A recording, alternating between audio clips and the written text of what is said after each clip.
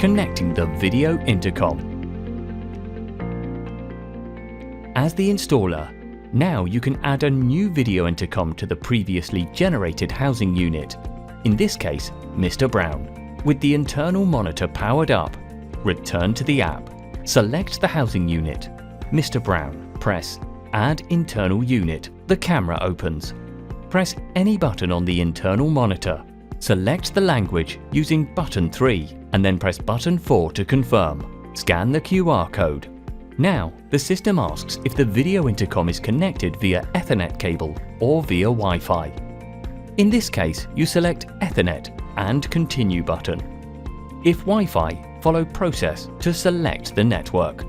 Now, the system asks you where you want to install this video intercom.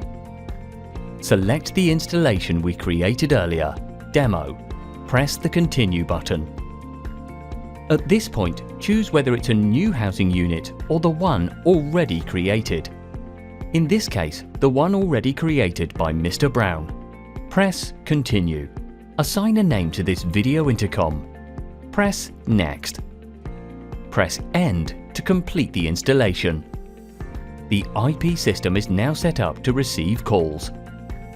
To call the user Mr. Brown, you can either search for him using the arrow keys or type the number 100, which is the alias or apartment number he has associated with the housing unit. Then press the bell key. Call is in progress. At this point, the call will arrive at the video intercom. You can activate the conversation by pressing bell and open the door by pressing key. Contextual icons are displayed above each button on the screen.